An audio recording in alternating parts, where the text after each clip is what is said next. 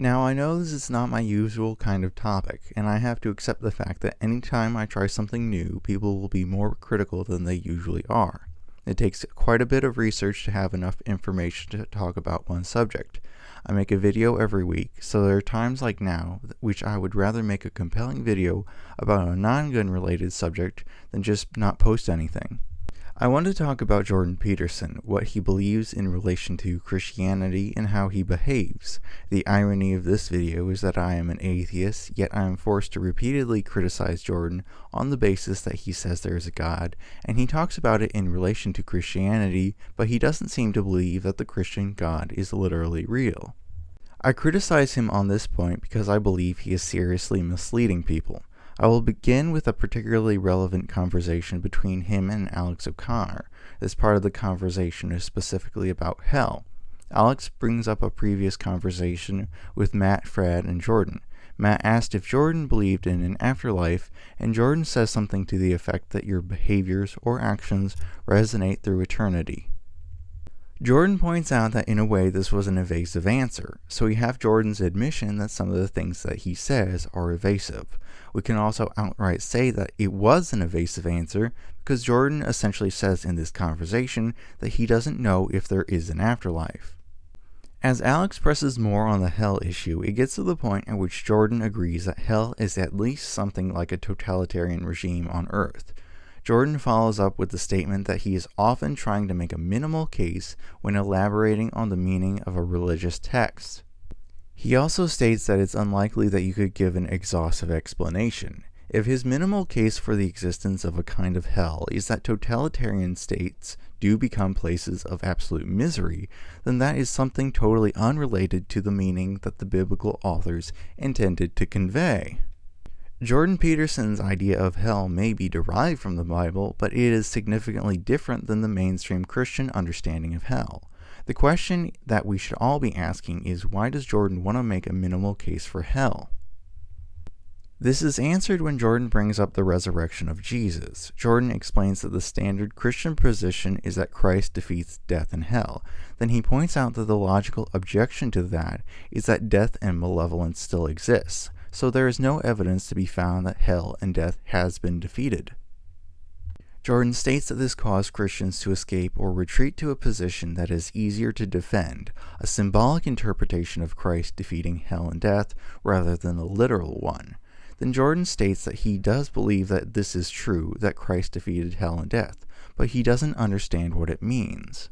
It's very obvious to me why Jordan can't understand what it means, because the Christian idea of Jesus defeating hell and death was meant to be taken literally. It doesn't correspond to anything observable when interpreted purely symbolically as he is trying to do. Jordan encounters a variant of the same problem when he was trying to interpret some understanding of hell that can be defended as both real and relevant. In making the decision to defend the concept of hell like this, he has to ignore and give up the original meaning that the biblical authors were trying to convey. Sacrificing the mainstream understanding of Christianity and the meaning that the biblical authors wanted to convey isn't immediately inconvenient for Jordan, though. Alex brings up the issue that Jordan still tends to talk in terms of the psychological and the mythological in relation to the historical Jesus, which Alex understandably points out can frustrate Christians. Jordan responds that he doesn't mind frustrating Christians because the truth of the matter is that the gospel accounts are inextricably cross-contaminated between the mythological and the historical, so he concludes that it's just a non-starter to treat the biblical accounts of Jesus as completely historical. For those of you who don't know, a non-starter is something like an idea that has no chance of giving a useful outcome from the very start. Remember, the reason why Jordan is making a minimal, symbolic argument for biblical concepts, including hell, is because, as he explained before, there isn't enough evidence to support a literal interpretation. Mainstream Christianity holds the perspective that the Bible is largely literally true, even if parts of the Bible, like parables, are metaphorically useful but not literally true. Jordan seems to think that mainstream Christianity is something that is impossible for him or anyone else to logically defend. I've noticed that Jordan can make really convincing arguments on topics where there is evidence to support the conclusion, but when the topic is the Bible, he essentially has his hands tied behind his back because he can't call upon any compelling evidence to prove his points. However, he can give pseudo-Christian symbolic interpretations of the Bible. I don't think I can call them metaphors because the core messages don't always correspond to reality. The problem that Jordan faces is that despite the fact that he clearly finds postmodernism to be an enduring problem, he acts as if some parts of it are true. Postmodernism leads people to believe that there is no universal truth, and therefore there is no one self-evidently correct interpretation as a result. Essentially, Jordan has interpretations and abstract pseudo-Christian ideas because you can endlessly interpret something like the Bible in ways that suit a particular narrative that you want to popularize. In his conversation with Sam Harris, hosted by Pangburn, Jordan talked about the book of Revelation and read into it various ideas that could not be plausibly connected with the meaning that the author of Revelation was actually trying to convey. Sam Harris points out that you could play this interpretive game with almost any text. Jordan objects to this criticism by making the argument that you can make infinite interpretations of an infinite number of facts, which means it's impossible to track a path from the fact to the value. Sam responds by making the point that there are certain things that you can't overinterpret to your heart's desire to get the outcome you desire, and that there are more or less plausible interpretations to any text. So while Sam believes that some interpretations are objectively more plausible and valuable, Jordan is actually taking the postmodern perspective that there is no objective way to determine which interpretation has more value than another. I don't think Jordan is playing devil's advocate with this argument either because it aligns too much with the way he behaves. The fact that Jordan is acting hypocritically is obviously wrong as a matter of principle, but there's a larger issue than just principle here. When people act as if something can be endlessly interpreted, and each of those interpretations all have value, and you take that idea to its logical conclusion, people gradually neither care for objective truths, nor do they act as if objective truths are inherently more valuable than the interpretations. At that point, you can begin to take pride in the interpretations because you are responsible for them, but you can't take pride in the truth because you have no great relationship to it. I also want to make it very clear that regardless of postmodern ideas, there is nothing inherently wrong with creating your own interpretation of a text. Another key issue is that when people confuse their interpretation of the text as the undisputed truth, this is a serious problem because you act as if your interpretation is unerringly perfect, which means you essentially reject the idea that you are fallible, and you also reject any external attempts to point out the results of your fallibility. Jordan's interpretations of the Bible are only useful perhaps in an abstract sense. If you want interpretations of the Bible that are useful in the concrete sense because they're derived from tangible evidence, you would want to listen to critical Bible scholars instead and start reading the very best books that they recommend. So we end up with an important question. What value is Jordan really bringing to this topic? We can say for sure that he's not bringing more clarity because of his habit to make everything needlessly complex. I'll talk about that more in depth too. Jordan also says that denying the historical reality of Jesus is just a fool's errand, and he doesn't understand why anyone would bother with it. However, I would say the reason why people deny it is quite obvious. If you take the position that there isn't sufficient evidence for Jesus being a historical person, you can essentially stop the discussion from progressing past that issue with the average Christian on the street. It's quite simple. The average Christian has not memorized secular historical accounts for Jesus' existence because that information is not extremely important to them. If you keep driving home the point that they can't give you this evidence, then you have essentially pointed out that they don't have enough knowledge about the subject for them to continue arguing the point that Jesus was a historical person and that the whole Bible isn't just mythology. Jordan also says that it's very, very mysterious why the mythological is inextricably linked with the historical in the Bible. It's actually not mysterious in the least, though. You don't have to be a biblical scholar to see the benefit of someone putting their ideas in the mouth of Jesus and using a fundamentally mythological story involving Jesus to act out the idea. A more precise explanation would be that the biblical authors didn't hold themselves to the same standard of accuracy and adherence to the facts that we should expect from our modern critical biblical scholars. I said before that Jordan makes things needlessly difficult sometimes. Alex finally finds the right way to ask a question in which Jordan can answer yes, that he suspects Jesus really did walk out of his tomb. To which Alex rightfully asks why Jordan just didn't give that simple answer when someone asked the question. Jordan responds by saying it's because he has no idea what that means, and neither did the people who saw it.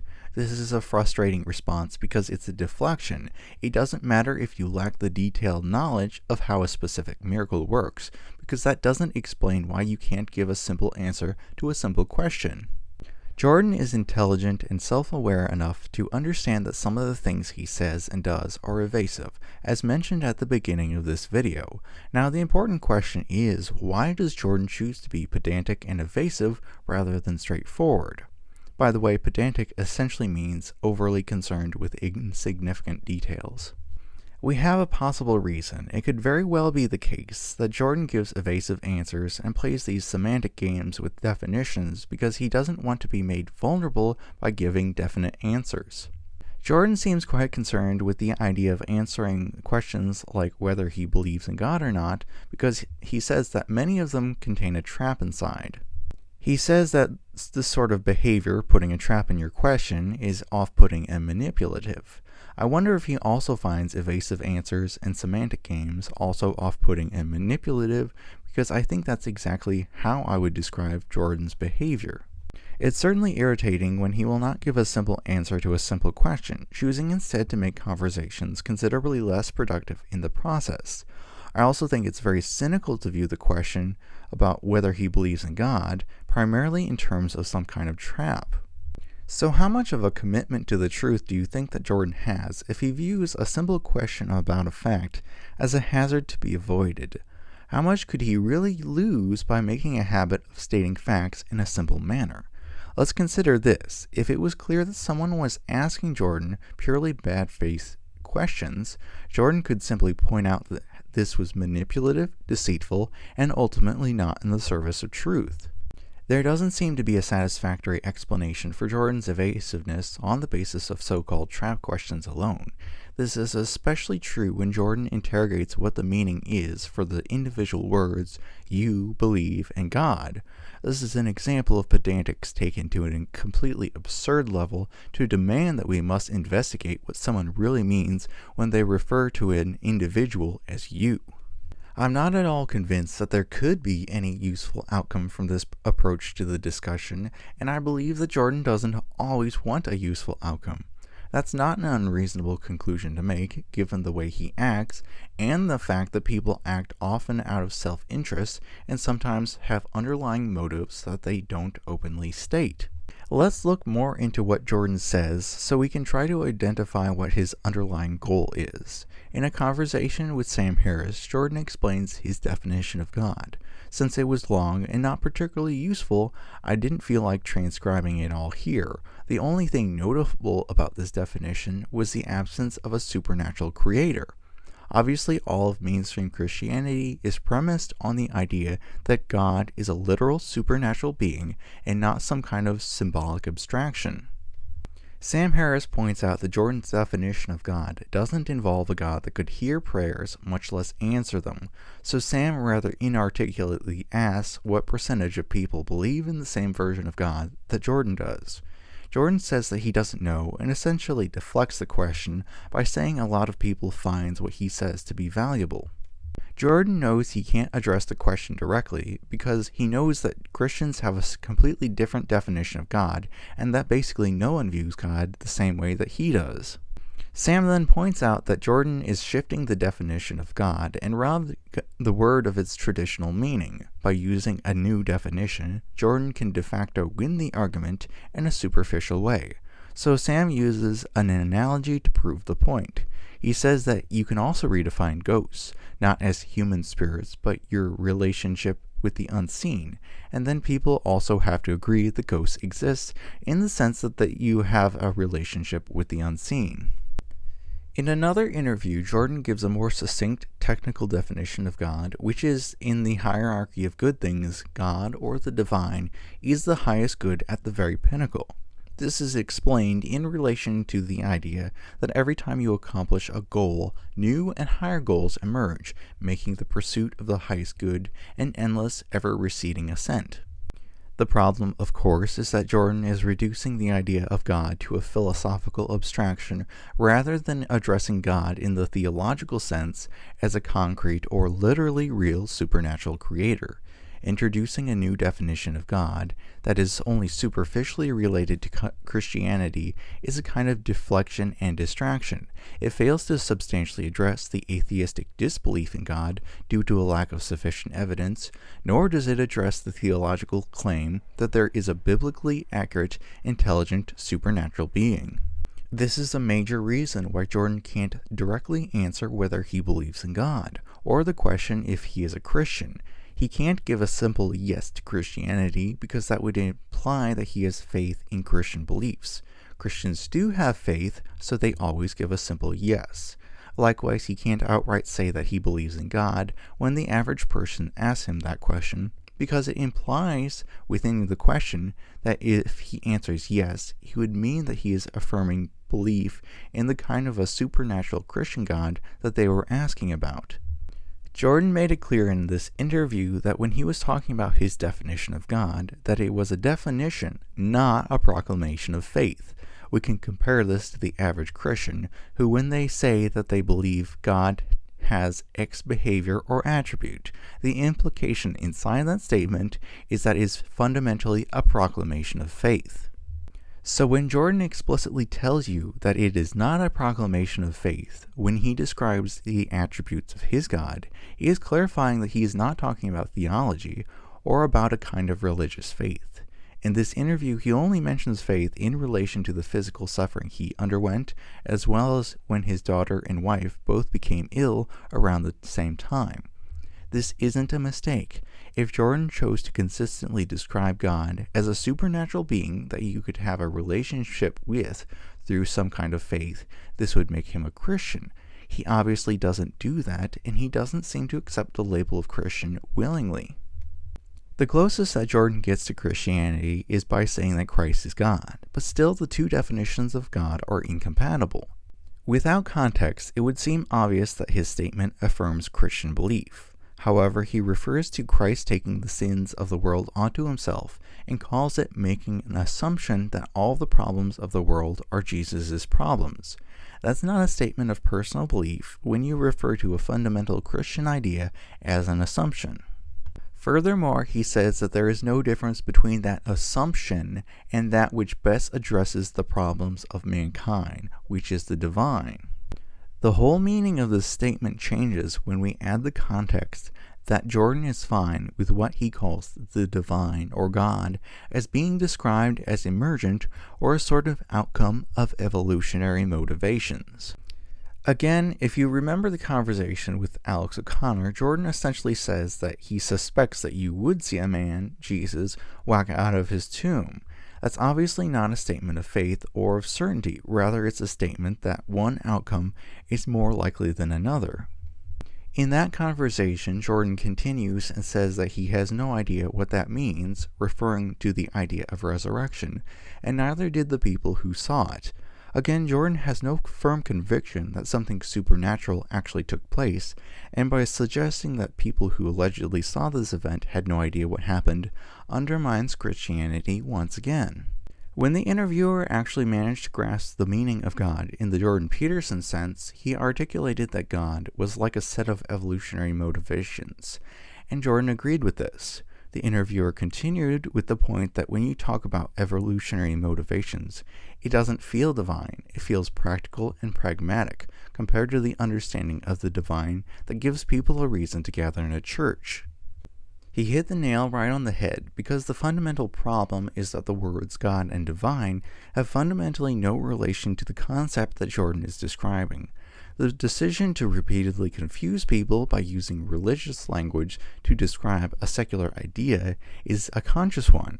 Jordan accepts that there are different metaphors to articulate what he was saying, but he does not choose one that would bring the least confusion. Whenever Jordan uses the word God or divine, you can replace it with a term that conveys what he really means, which is the emergent highest good. That's a serious problem for Christians who think about the issue deeply, because the Christian concept of a supernatural God is described as a being who is the source of the ultimate good, and it's clear that Jordan's God is distinctly different. It seems to be the case that the goal Jordan wants to accomplish is to redefine God and divinity into a philosophical abstraction. This conveniently results in the ability to say that everyone, including atheists, act as if there is a quote-unquote God. This sort of thing is not an uncommon tactic. A variation of this tactic is often used by some Christians. They assert that atheists actually believe in God with a kind of mental gymnastics, as a way of superficially undercutting the atheist's lack of faith in a God due to a lack of sufficient supporting evidence. If this argument goes unaddressed, the Christian doesn't need to give a more substantial criticism of atheism. Jordan has refined that technique with increased complexity to the point where it's difficult for the average person to realize what is going on. It would be almost impossible to make the argument that this somehow is in the service of truth. Additionally, it only sidesteps the fundamental tension between atheism and Christian faith.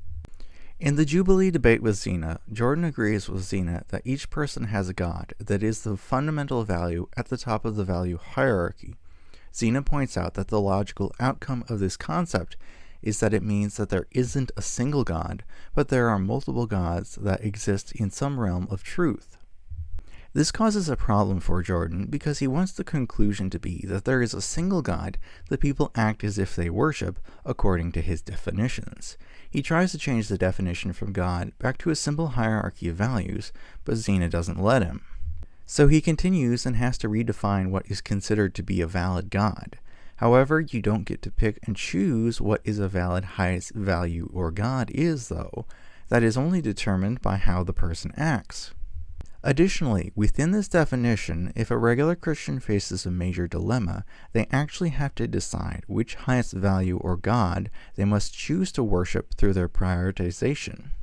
Within his conceptual framework of a person's actions demonstrating that they worship a fundamental value that is their God, there is no inherent issue with the result of multiple people each worshiping an entirely different God.